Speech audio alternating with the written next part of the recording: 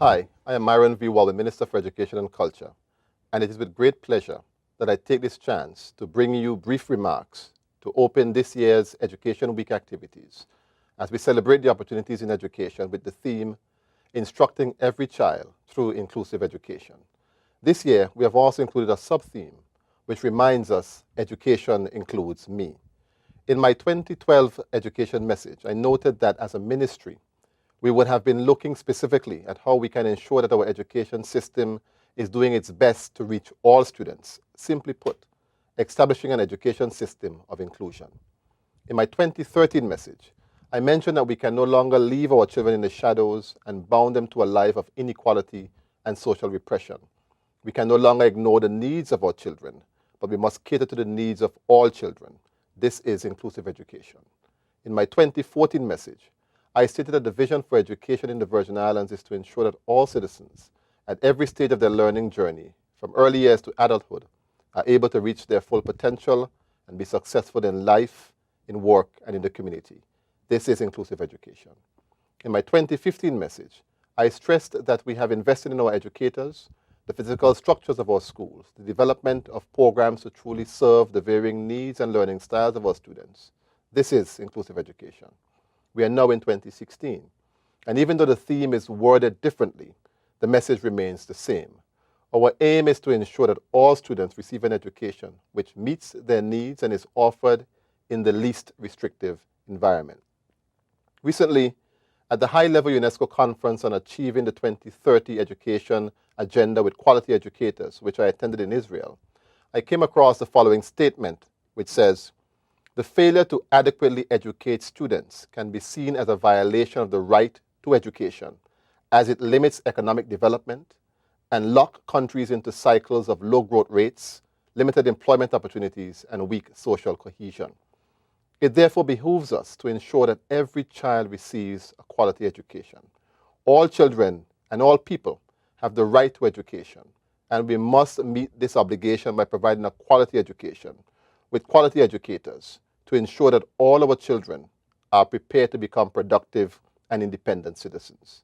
I am of the firm belief that inclusion is a right, not a privilege for a select few.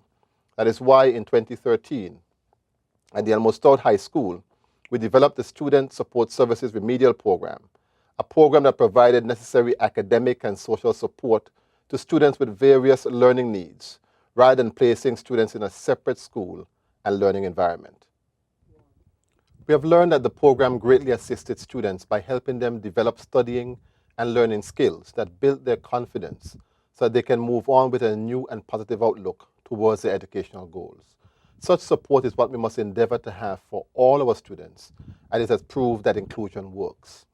The theme for Education Week, Instructing Every Child Through Inclusive Education, should be our mantra going forward. I believe that the incentives which we have put in place to strengthen teaching and learning, as well as educational leadership, will go a long way in helping to develop a learning environment that respects the learning capacity of all students and meets students where they are in order to guide them to greater academic achievements. We must work to ensure that all our schools can easily cater to the identities, languages, abilities, and talents of our students. We must recognize and affirm an inclusive environment where the learning needs of students are addressed. As the stewards of our education system, we must ensure that we provide an opportunity for all our students to gain an education that will serve them in their overall development. I am well aware that the process of inclusive education is only as good as the values and beliefs of the people who put it into action. This is why today I call on the teaching fraternity, families, and our community to support the efforts of the Ministry of Education to ensure that no child is left out of the academic process simply because of his or her personal challenges. Inclusion may be best looked at as a process in which students and staff are valued equally. But it does not mean that they are all treated as the same. There can be no one-size-fits-all in education. For some students, our traditional education model simply does not meet their needs. Some have different needs. Some have learning difficulties. And some face social and personal challenges that affect their performance in school. In the past, many people believe that these students simply had to change to fit into the system. Today, that kind of thinking must be challenged.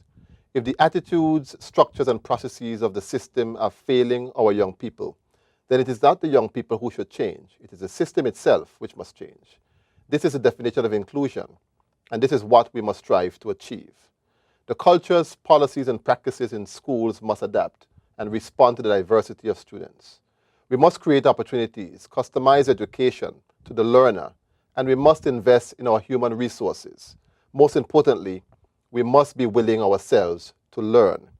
The first lesson we must learn is that students with differences must not simply be looked at as having problems to overcome.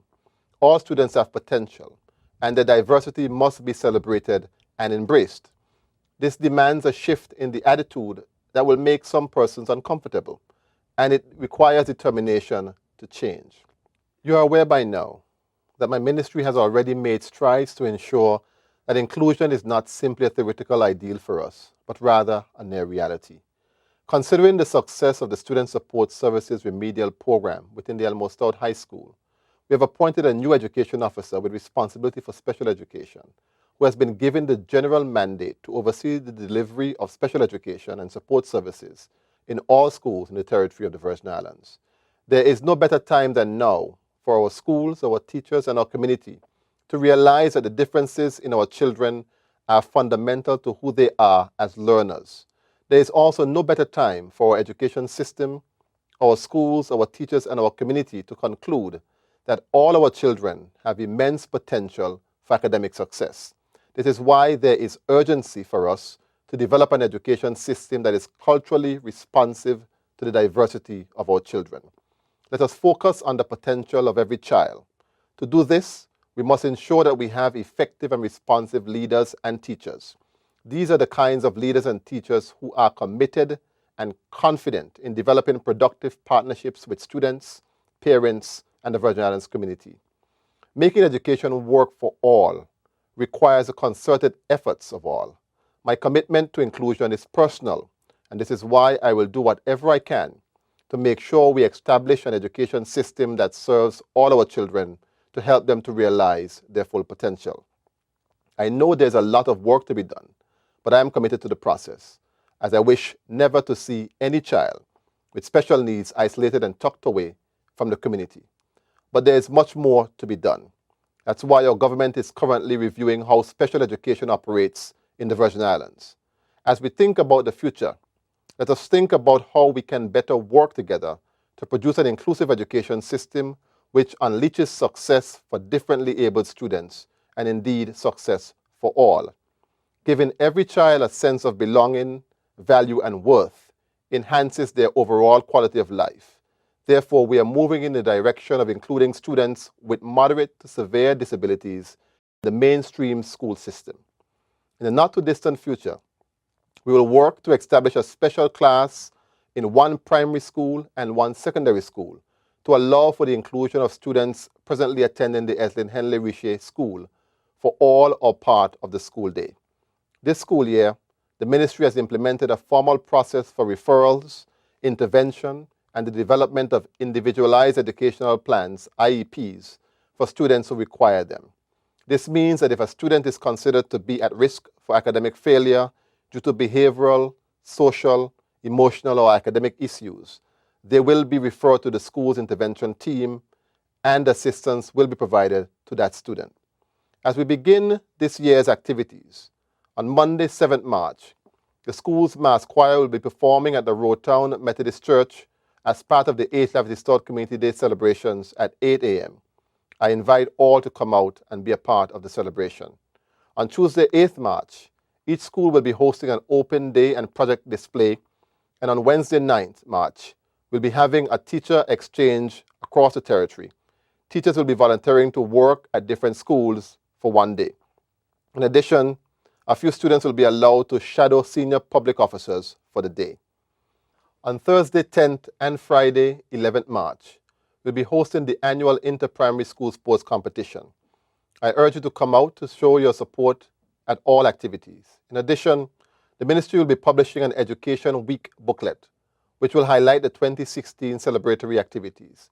This publication will be available by the end of April.